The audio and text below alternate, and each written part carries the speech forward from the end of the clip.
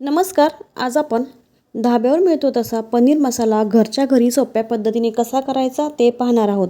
चला तर मग वेळ न घालवता लगेच रेसिपीला सुरुवात करूया. खूप सोपी रेसिपी आहे, अगदी झटपट अशी तयार होते. सर्वात अगोदर आपल्याला वाटणाची तयारी इथे करून घ्यायची. तर 4 मीडियम साईजचे कांदे अगदी उभे असे पातळ मी चिरून घेतलेत. अशा पद्धतीने हातानेच मी कांदा थोडासा मोकळा करून घेतला. कांदा जो आहे तो आपल्याला व्यवस्थित परतून घ्यायचा आहे. सुरुवातीला तेल न टाकताच मी कांदा परतून घेतला. त्यानंतर त्यामध्ये 1 चमचा तेल टाकून हलकासा गुलाबी रंग येईपर्यंत कांदा परतून घेतलेला आहे. फास्ट गॅसवरच सुरुवातीला कांदा आपण परतून घ्यायचा.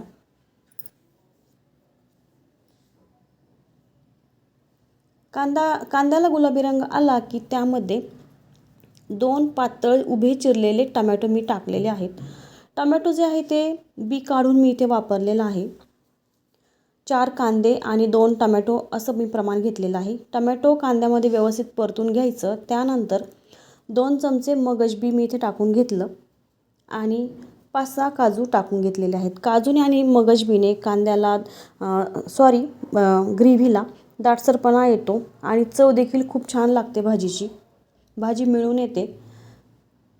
यानंतर आलं लसूण पेस्ट मी यामध्ये टाकून घेतली, व्यवस्थित परतून घेतली आणि 1 चमचा भरून कसुरी मेथी देखील मी व्यवस्थित परतून घेतलेली आहे.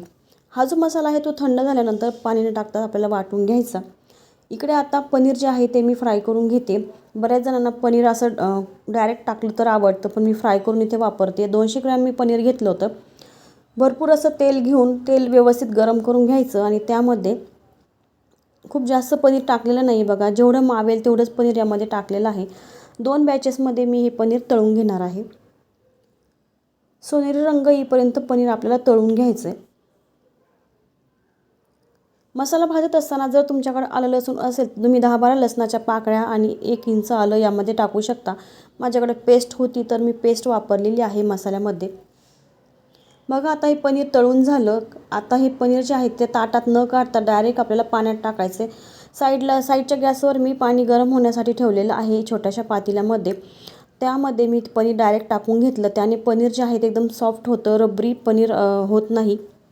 कढईमधलं जास्तीचं ते तेल आहे ते मी काढून घेतलं आणि बाकीच्या तेलामध्ये आपण लगेचच आता पाणी न टाकता वाटलेला जो मसाला आहे तो आपण टाकून घ्यायचा आहे.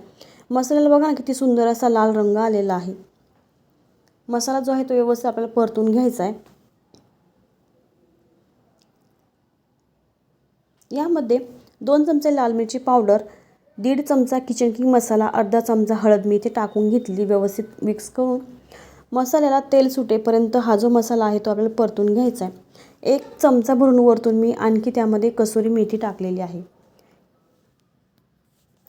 ती देखील व्यवस्थित परतून घ्यायची. यानंतर ज्या मिक्सरच्या भांड्यामध्ये आपण मसाला वाटला त्याचमध्ये मी पाणी टाकून अगदी अर्धा ग्लासच पाणी मी टाकले. ते पाणी आपण यामध्ये टाकून घेतलेलं आहे. आणि ही जी भाजी आहे ती आपल्याला पातळ नाही करायची, अशी ग्रेव्ही दाटसर अशी ठेवायची आहे. त्यामुळे खूप जास्त पाणी मी यामध्ये वापरलेलं नाही आहे. आणखी थोडंसं पाणी टाकून मी मसाला जो आहे तो व्यवस्थित मिक्स करून घेतला आहे.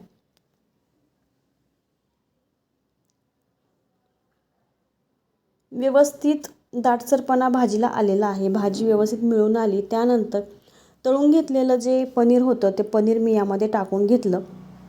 पाणी मी अगोदर साईडला काढून घेतलं होतं त्यामधलं आणि फक्त पनीरच टाकले. त्यानंतर चवीनुसार मीठ टाकून वरतून 1 चमचा लाल मिरची पावडर आणि 1 चमचा किचन किंग मसाला आपण टाकलेला आहे.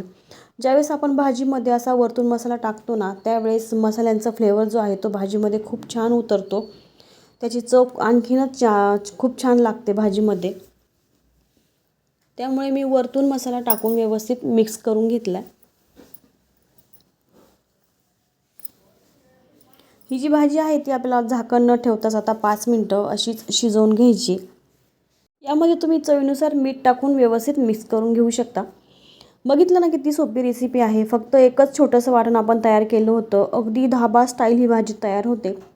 फक्त मसाल्यांचं प्रमाण जे आहे ते व्यवस्थित तुम्ही टाका. खूप छान आणि चवदार भाजी होते. नक्की ट्राय करून बघा. व्हिडिओ आवडल्यास व्हिडिओला लाईक करा, शेअर करा आणि जर तुम्ही चॅनलवर नवीन असाल तर चॅनल देखील नक्की सबस्क्राईब करा. चला तर मग पुन्हा भेटूया नवीन व्हिडिओसोबत. तोपर्यंत धन्यवाद.